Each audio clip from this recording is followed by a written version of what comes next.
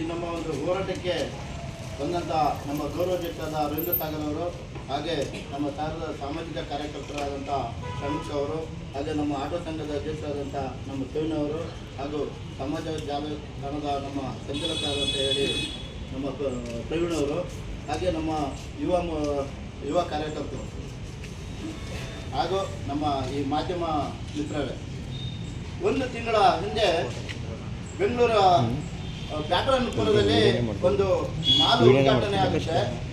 ಆ ಸಂದರ್ಭದಲ್ಲಿ ನಮ್ಮ ನಾರಾಯಣಗೌಡರ ಒಂದು ಆದೇಶದ ಮೇರೆಗೆ ಅಲ್ಲಿನ ಕಾರ್ಯಕರ್ತರು ಆ ಒಂದು ಮಾಲಿಗೆ ಹೋಗಿ ಅಲ್ಲಿ ನಮ್ಮ ಕನ್ನಡ ನಾಮಫಲಕ ಇಲ್ಲದೆ ಬರೀ ಇಂಗ್ಲೀಷಲ್ಲಿ ಇರುತ್ತೆ.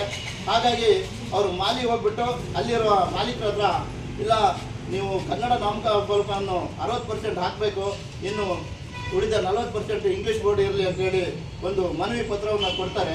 ಆದರೆ ಆ ಮಹಾರಾಷ್ಟ್ರದ ಒಬ್ಬ ಮಾಲೀಕ ಉದ್ದಾಟತನದಿಂದ ಅವನು ನಮ್ಮ ಕಾರ್ಯಕರ್ತರಿಗೆ, ನಾನು ಹಣ ಕೊಟ್ಟು ಜಾಗ ಖರೀದಿ ಮಾಡಿದ್ದೇನೆ, ನನ್ನ ಇಷ್ಟ, ನಾನು ಯಾವ ಬೋರ್ಡರ್ ಹಾಕ್ತೀನಿ, ನೀವು ಯಾರು ಕೇಳೋಕ್ಕೆ ಅಂತೇಳಿ ಅವರಿಗೆ ಉದ್ದಾಟತನದಿಂದ ಉತ್ತರ ಕೊಡ್ತಾನೆ. ಮತ್ತು ಅವಾಚ್ಯ ಶಬ್ದದಿಂದ ಅವ್ರನ್ನ ಬೈದು ನನ್ನ ಕಾರ್ಯಕರ್ತರ ಮೇಲೆ ಒಂದು ಕೇಸ್ ದಾಖಲು ಮಾಡಿ FIR ಮಾಡಿ ನೋಟಿಸನ್ನು ಕಳಿಸ್ತಾನೆ. ಆಗ ಅದಾದ ನಂತರ ನಮ್ಮ ರಾಜ್ಯದ ಅಧ್ಯಕ್ಷರಾದ ನಾರಾಯಣಗೌಡರು ಒಂದು ಬೆಂಗಳೂರಿನಲ್ಲಿ ಪ್ರತಿಯೊಬ್ಬರು ಕನ್ನಡ ಬೋರ್ಡನ್ನು ಹಾಕಬೇಕು, ನಾಮಫಲಕವನ್ನು ಹಾಕಬೇಕು ಅಂತ ಹೇಳಿ ಒಂದು ಬೃಹತ್ತಾದ ಒಂದು ಜಾಗೃತಿಯನ್ನು ಒಂದು ಕರೆ ಕೊಡ್ತಾರೆ. ಆ ಕರೆಗೆ 224 ಕ್ಷೇತ್ರದಿಂದ ಪ್ರತಿಯೊಂದು ಮೂಲೆಯಿಂದಲೂ ನಮ್ಮ ಕನ್ನಡ ಅಭಿಮಾನಿಗಳು, ಕನ್ನಡ ರಕ್ಷಣಾ ವೇದಿಕೆ ಕಾರ್ಯಕರ್ತರು ಆ ಒಂದು ಜಾಗೃತಿಗೆ ಹೋರಾಟಕ್ಕಾಗಿ ಬೆಂಗಳೂರಿಗೆ ಬರ್ತಾರೆ. ಆ ಒಂದು ಟೋಲ್ ಗೇಟಿಂದ ಕಬ್ಬನ್ ಪಾರ್ಕ್ ಅವರಿಗೆ ಒಂದು ಮೆರವಣಿಗೆ ಮಾಡಬೇಕಂತ ಹೇಳಿ ಎಲ್ಲ ಕಾರ್ಯಕರ್ತರು ಒಂದು ಮೆರವಣಿಗೆ ಮೂಲಕ ಒಂದು ಹೋರಾಟನ ರೂಪಿಸ್ತಾರೆ. ಆವಾಗ ನಮ್ಮ ನಾರಾಯಣಗೌಡರು ಒಂದು ಹೋರಾಟದ ರ್ಯಾಲಿಯಲ್ಲಿ ಗಾಡಿಯಲ್ಲಿ ಇಟ್ಕೊಂಡು ಅವ್ರ ಜೊತೆಗೆ ಸಾವಿರಾರು ಕಾರ್ಯಕರ್ತರ ಜೊತೆಗೆ ಹೋರಾಟನ ಮೆರವಣಿಗೆ ಮೂಲಕ ಹೋಗ್ತಾ ಇದ್ದ ಸಂದರ್ಭದಲ್ಲಿ ತಕ್ಷಣವೇ ಪೊಲೀಸ್ ಇಲಾಖೆ ಬಂದು ನಮ್ಮ ನಾರಾಯಣಗೌಡರನ್ನ ತಡೆ ಹಿಡಿದು ನಮ್ಮ ಹೋರಾಟಕ್ಕೆ ಅಡ್ಡಿನ ಉಂಟು ಮಾಡ್ತಾರೆ.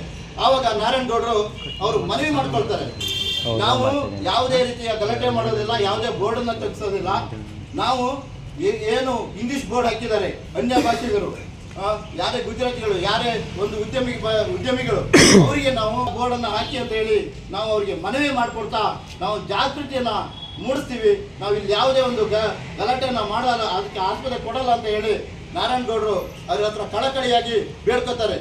ಆದರೆ ಅವರ ಕಳಕಳಿಗೆ ಅವರು ಮನವಿ ಕೊಡದೆ ಅವರನ್ನ ಗಾಡಿಯಿಂದ ಇಳಿಸ್ಬಿಟ್ಟು ಅವ್ರನ್ನ ಅರೆಸ್ಟ್ ಮಾಡಿ ಒಂದು ಮಿಲಿಟರಿ ಟ್ರೈನಿಂಗ್ ಕೂಡ ಅಂತ ಒಂದು ಇದಕ್ಕೆ ತಗೊಂಡೋಗಿ ಅಲ್ಲಿ ಕೂಡಾಕ್ತಾರೆ.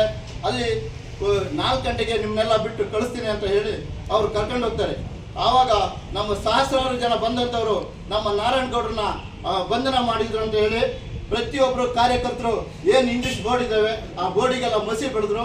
ಆ ಇಂಗ್ಲೀಷ್ ಬೋರ್ಡನ್ನು ಮಾತ್ರ ಕಿತ್ತೋಗಿದ್ದು ಅಲ್ಲಿ ತಮ್ಮ ಹೋರಾಟವನ್ನು ನಿಲ್ಲಿಸಲಿಲ್ಲ, ಮುಂದುವರಿಸ್ತಾ ಬಂದರು. ಆವಾಗ ಈ ನಮ್ಮ ಬಂಧನ ಮಾಡಿದಂಥ ನಾರಾಯಣಗೌಡರನ್ನ ಏನು 4 ಗಂಟೆಗೆ ಬಿಡ್ತೀವಿ ಅಂತ ಹೇಳಿದರು. ಆದರೆ 4 ಗಂಟೆಗೆ ಬಿಡೋದಿಲ್ಲ, 6 ಗಂಟೆಗೆ ಬಂದು 6 ಗಂಟೆವರೆಗೆ ಆಯಿತು. ಆಮೇಲೆ DCP ವಿಜಯಲಕ್ಷ್ಮಿ ಅವರು ಬಂದು ಅವರು ನಮ್ಮ ನಾರಾಯಣಗೌಡರನ್ನ ಒಬ್ಬ ದರೋಡೆಕೋರ, ಒಬ್ಬ ಕಳ್ಳನ ಹೇಗೆ ಒಂದು ಇಲಾಖೆ ನೋಡುತ್ತೆ ಆ ರೀತಿ ಅವರ ಮೊಬೈಲನ್ನು ಕಸ್ಕೋತಾರೆ. ನಮ್ಮ ನಾರಾಯಣಗೌಡರದ ಜೋಬಿ ಕೈಯಕ್ಕೆ ಅಲ್ಲಿರೋ ದುಡ್ಡನ್ನು ಕಸ್ಕೋತಾರೆ. ಅವರನ್ನ ಅಗೌರವದಿಂದ ನೋಡ್ತಾರೆ. ಯಾವುದೋ ಒಂದು ತುಂಬ ತಪ್ಪು ಮಾಡಿದಂಥ ಒಬ್ಬ ಕಳ್ಳ ಅಥವಾ ದರೋಡೆಕೋರ ನೋಡಿದ ರೀತಿಯಲ್ಲಿ ಅವರನ್ನ ಅವಮಾನ ಮಾಡ್ತಾರೆ. ಅವಮಾನ ಮಾಡಿ ರಾತ್ರಿ ಎಲ್ಲ ಅವ್ರ ಗಾಡಿಯಲ್ಲಿ ತಿರುಗಿಸಿ ಬೆಳಗ್ಗೆ ಅವ್ರನ್ನ ಕರ್ಕೊಂಡು ಹೋಗಿ ಸೀದಾ ಅವರು ಪರಪ್ಪ